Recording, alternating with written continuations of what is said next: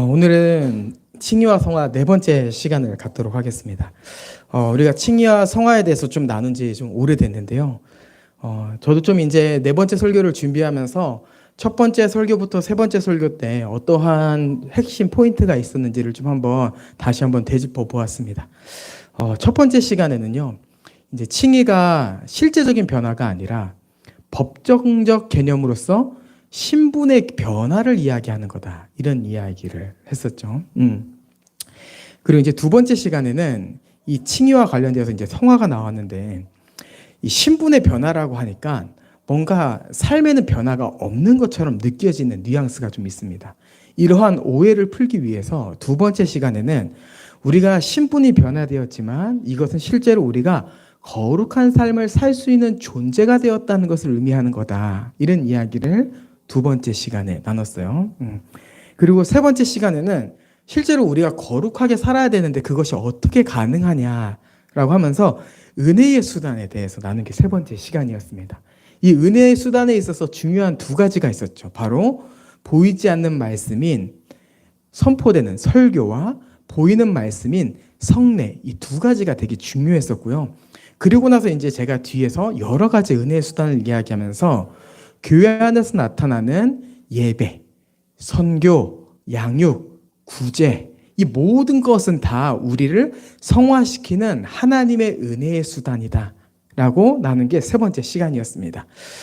어떻게 보면은 이 칭의와 성화에 대해서는요, 핵심적인 내용은 첫 번째 설교부터 세 번째 설교까지 제가 이미 다 하긴 했어요.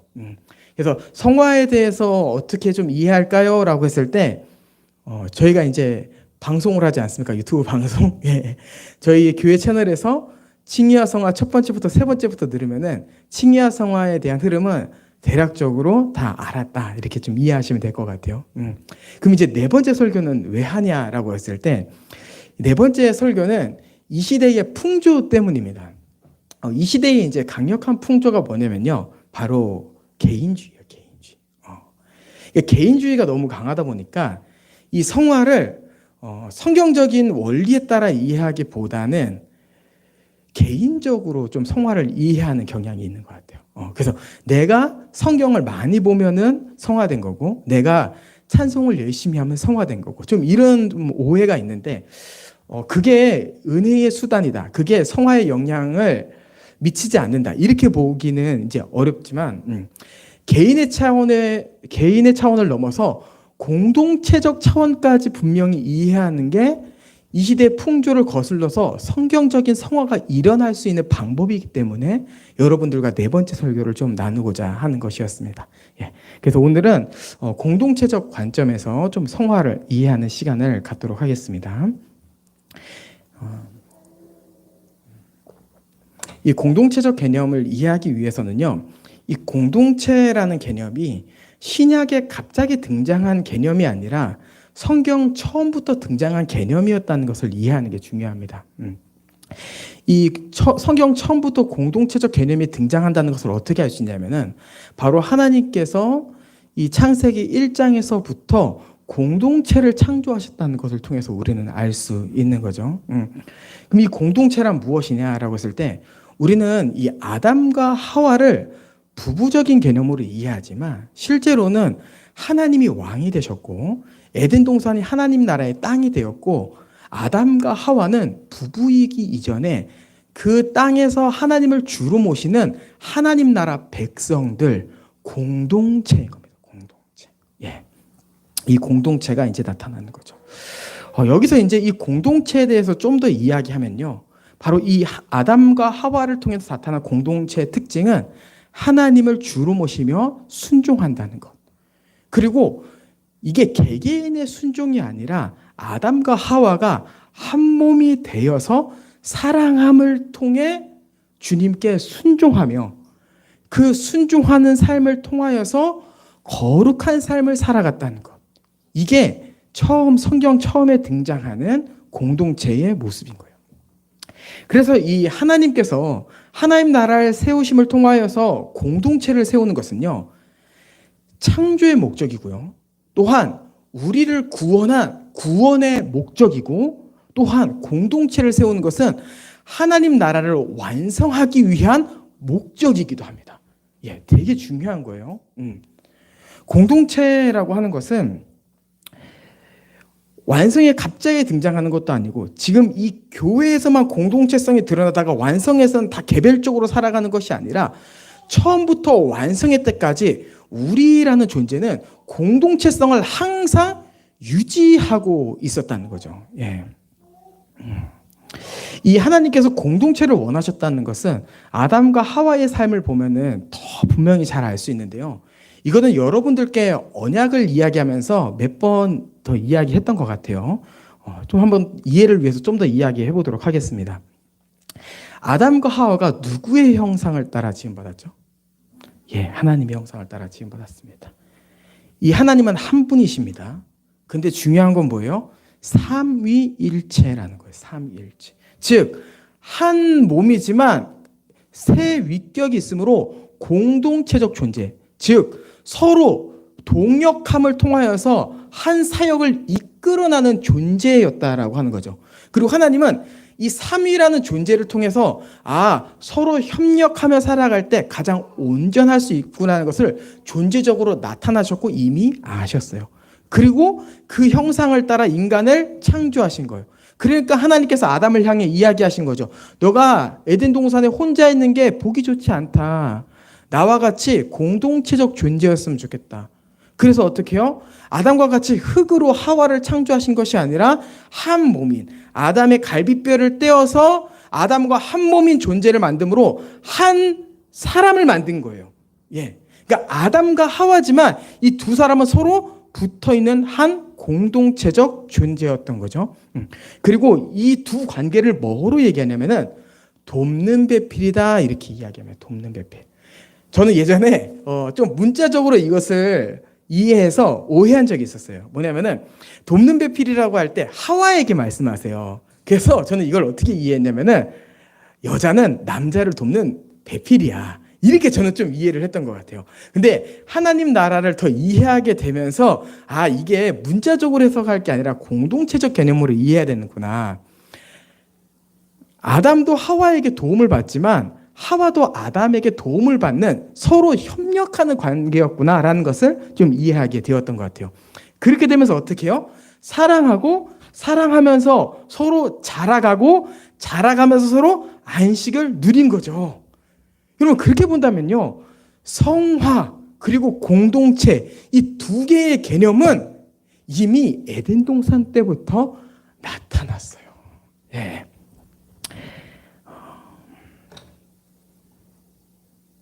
우리는 이것을 통해서 성화라는 것이 개인적 개념이 아니라 공동체적 거룩을 말하는 거구나. 공동체적 안에서 가능한 거구나라는 것을 좀 더 이해할 수 있는 거죠. 자, 그리고 이것을 좀 더 이해하기 위해서 이것이 에덴 동산에만 나타날 뿐만 아니라 족장 시대 그리고 출애굽 시대에도 나타났다는 것을 좀 여러분들에게 이야기해 보도록 하겠습니다. 자, 오늘 본문에 보면 이렇게 되어 있습니다. 18절에 아브라함은 강대한 나라가 되고 천하만민은 그로 말미암아 복을 받게 될 것이 아니냐 이렇게 되어 있어요. 자, 이것을 어떻게 이해해야 되냐면은 여기서 아브라함을 통해서 세워지는 강대한 나라는 바로 하나님 나라를 얘기합니다. 즉 하나님께서 아브라함 한 사람을 택하셨는데 이 한 사람을 통해서 세우고자 하시는 건 뭐냐면은 이 창세 때 나타난 공동체를 다시 이 한 사람을 통해 세우겠다라고 하는 거예요. 그리고 이 뒤에 뭐라고 되어 있어요? 천하만민은 그로 말미암아 복을 받게 된다 이렇게 되어 있는 거죠. 여기서 복이란 단어만 쏙 가져와서 아브라함을 통해서 돈을 많이 벌었대, 땅을 샀대 이런 얘기를 하는 게 아니라 문맥적으로 이해해야겠죠. 천하만민이 그로 말미암아 복을 받을 것이라는 건 뭐예요? 아브라함으로 세워진 이 강대한 나라를 통해서 천하만민도 하나님 나라 공동체에 초대받게 될 것이다, 들어가게 될 것이다 이렇게 얘기하는 거예요. 그러니까 18절에 얘기하는 게 뭡니까? 아브라함을 통해서 천하만민이 하나님 나라 공동체를 세우는 일이 나타나게 될 것이다 라고 하는 것이 18장 18절에 나오는 얘기입니다. 그럼 숫자는 좀 별로 마음에 안 들어요. 18. 근데 내용은 참 너무나 마음에 드는, 너무나도 중요한 내용이죠. 자, 그리고 나서 이제 공동체가 나왔다면 이제 뭐가 나와야 돼요? 거룩이 나와야겠죠. 19절에 어떻게 나옵니까? 내가 그로 그 자식과 권속에게 명하여 여호와의 도를 지켜 의와 공도를 행하게 하려고 하는 거예요. 예. 아담과 하와는 어떻게 거룩하게 살았어요? 순종하여 사랑함으로 거룩하게 살았어요. 근데 아브라함 때는 뭐라고 얘기해요? 너가 여호와의 도를 지켜서 의와 공도를 행했으면 좋겠다, 이렇게 이야기합니다. 의와 공도. 이렇게 함으로 인하여서 계속해서 거룩을 강조하고 있는 거죠. 그리고 놀라운 것은 하나님께서 이 아브라함 때 그냥 거룩한 백성을 난 원해 이렇게 했을 뿐만 아니라 이 아브라함 시대, 이 족장 시대 때 중요한 성취가 있는데요. 바로 실제로 공동체가 나타났다라고 하는 거예요. 이게 어떻게 나타났냐면은 처음에 하나님 나라 백성은요, 아브라함의 자손 한 사람으로 나타났습니다. 그게 누구예요? 바로 이삭이죠. 이삭. 예. 이삭으로 나타났는데요. 이 이삭을 통해서 야곱이 나오고 야곱을 통해서 12지파가 나옵니다.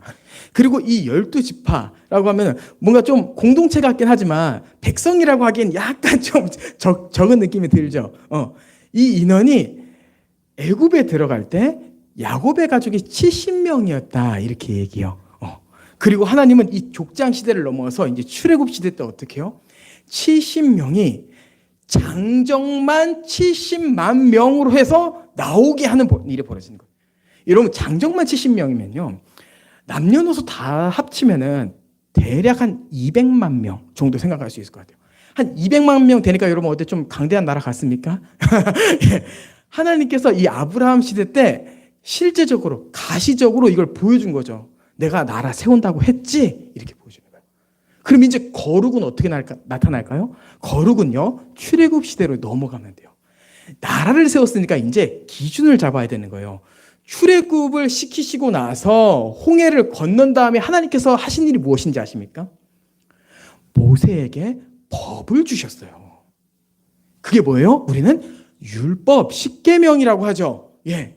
그것을 통하여서 이 장정만 70만 명 되는 이 나라가 이제 거룩한 삶을 어떻게 살아가야 되는지 그 기준을 보여준 겁니다. 예. 아담과 하와는 사랑을 통해서, 그리고 아브라함은 여호와의 도를 지켜, 그리고 출애굽 시대 때는 더 구체적으로 십계명, 율법이라는 걸 통하여서 하나님 나라의 모습이 어떠한 모습인지, 하나님 나라의 청사진이 어떠한 것인지를 분명하게 보여주셨어요. 그래서 우리는 율법을 이해할 때 우리를, 이스라엘 백성을 심판하기 위해 주신 거야, 이렇게 이해할 것이 아니라 하나님께서 공동체를 세우는 데 있어서 청사진을 보여주고자 하셨구나, 이렇게 이해하면 됩니다.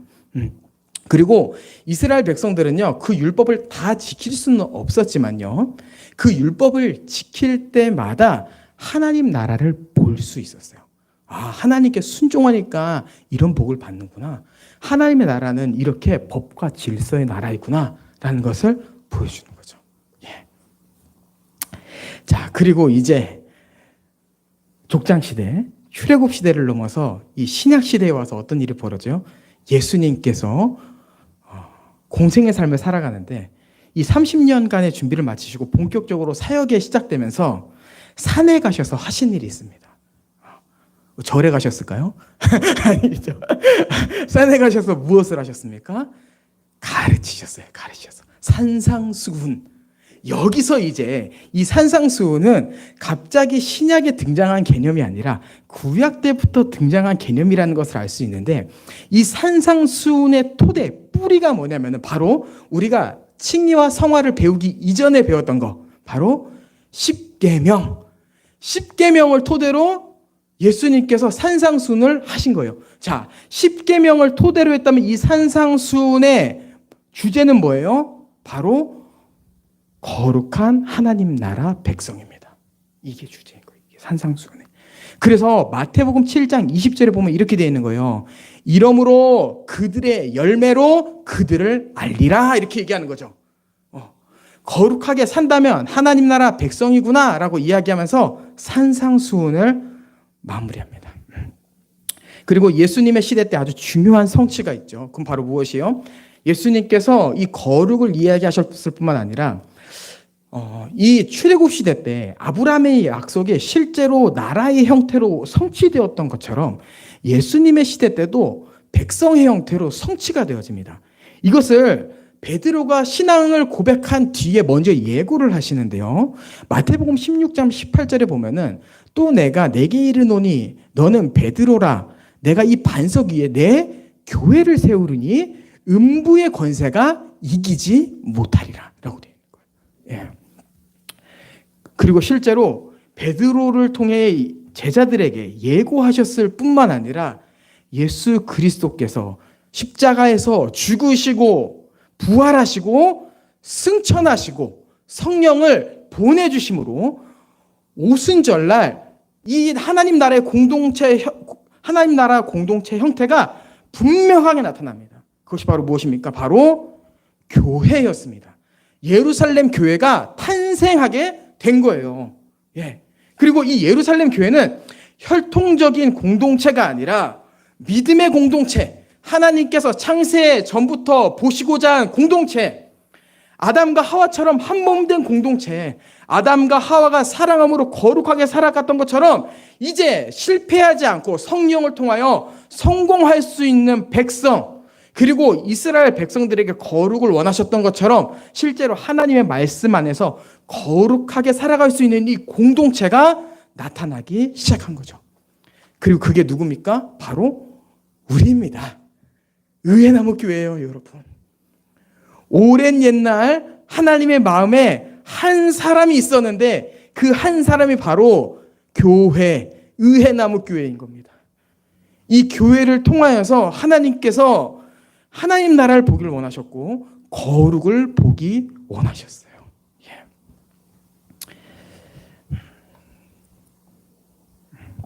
자, 그러면은 이제 이 성화가 개인적 차원이 아니라 공동체적으로 이루어진다라는 것을 앞에서도 좀 이야기했지만 좀 더 이야기하도록 하겠습니다. 앞에서 잠깐 이야기했지만 이 공동체적으로 이루어진다라는 것이 무엇이냐면요. 제가 이제 육아를 하면서 특히 이제 소리가 태어나면서 더 의지하게 되는 분이 있습니다. 그럼 누구일까요? 육아를 하면서 의지하는 바로 오은영 박사님입니다. 예. 여러분 속으로 성령님 막 이렇게 구분하셨죠? 아니면 오씨입니다. 오씨 오은영 박사님을 의지해요. 예, 더 이렇게 더 잘 모르겠더라고요. 둘째가 있으니까 더 어렵고요. 더 실수도 많이 하는 것을 보게 되면서 이제 그분을 좀 더 그분이 왜 이런 얘기를 하시는지 이해하려고 하고 배우고 있는데요. 그분을 통해서 좋은 가르침을 배우지만요. 이분의 가르침을 배우면서 또한 한편으로 느끼게 되는 것이 있습니다. 내가 좋은 지식은 습득하지만 이 사람이 나를 그런 사람으로 만들지는 못하는구나 라는 것을 보게 돼요. 그러니까 이 개인은요, 우리가 실제로 오은영 박사님뿐만 아니라 세상에서 우리의 많은 스승이 있습니다. 그 스승들은 우리에게 좋은 가르침을 주지만요, 실제로 근본적인 변화를 주는 것은요, 세상에 아무것도 없어요.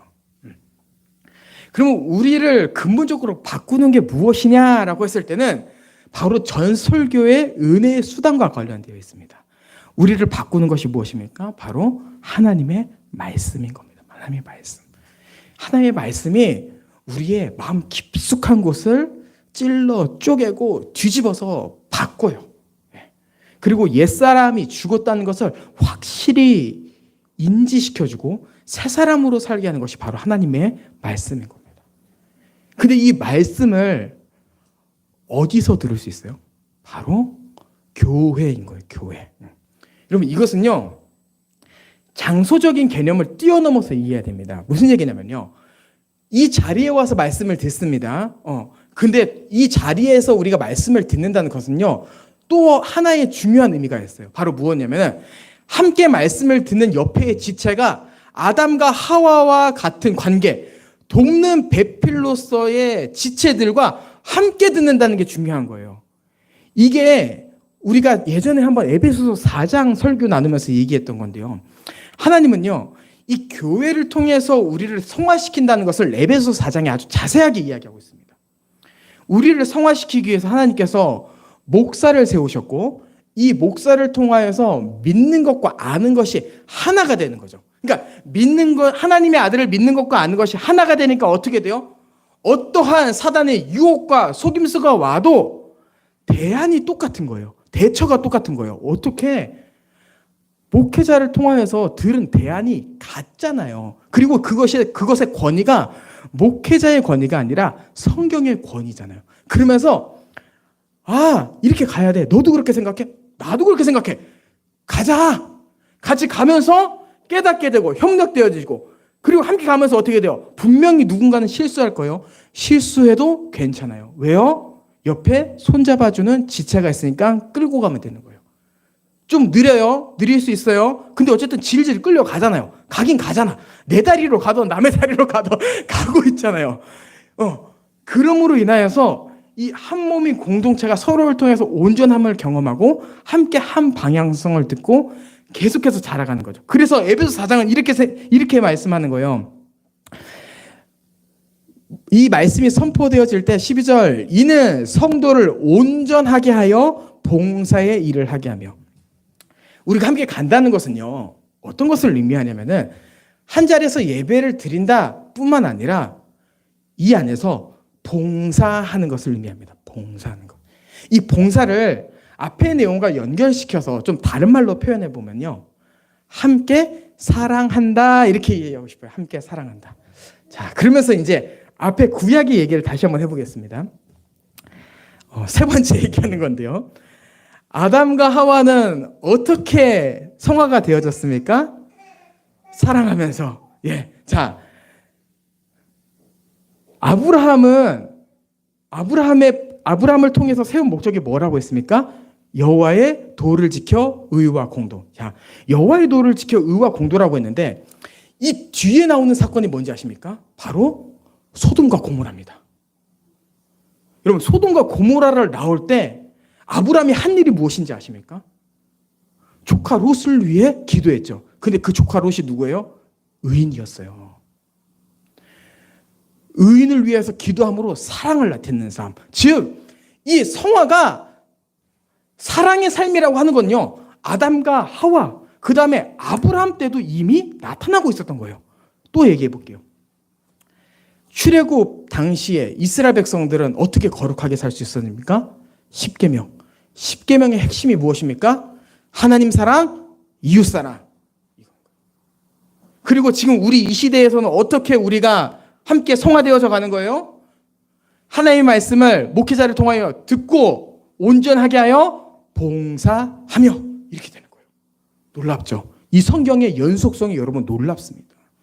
성경은요 계속해서 우리에게 성화를 이야기했고요. 이 성화는 한 몸 된 공동체 안에서 사랑하는 삶이다라는 것을 계속해서 이야기하고 있던 거예요. 그러면서 어떻게 돼요? 성경은 이렇게 얘기합니다. 너가 그리스도의 장성한 분량에까지 자라게 될 것이다 이렇게 얘기하는 거예요. 그리고 이것을 에베소 4장 15절에서는 더 분명하게 얘기합니다. 14절에 이렇게 얘기해요. 너가 어린아이와 같이 요동하지 않기를 원해.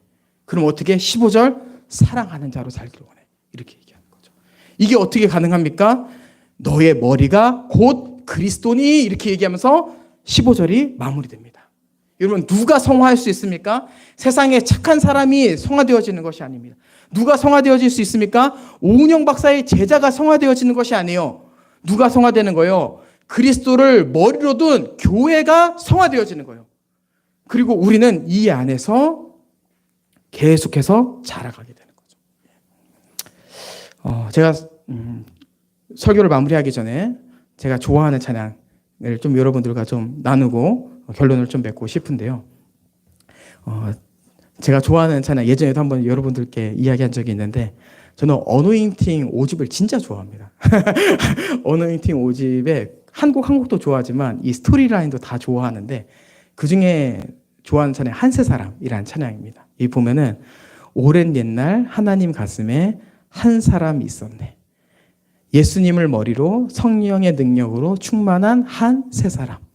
우리들은 그 몸의 지체로 부르심 받았네.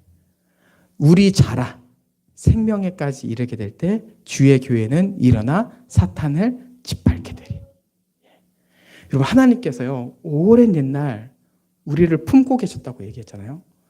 하나님은 우리를 품고 계시면서요, 원하시는 모습이 있었습니다. 그것은 하나님 나라가 완성되지 않았음에도 불구하고 이 성령을 통하여서 세워진 이 교회가 이 시대 안에서 거룩하게 살아감으로 사단의 권세를 짓밟는 것. 그럼 이 모습을 원하셨어요. 이 안에서 우리가 함께 자라감으로 사단의 권세를 짓밟고 이 안에서 함께 하나님의 나라를 경험하는 의회 나무 교회 성도님들 되길 주님의 이름으로 축복합니다. 아멘.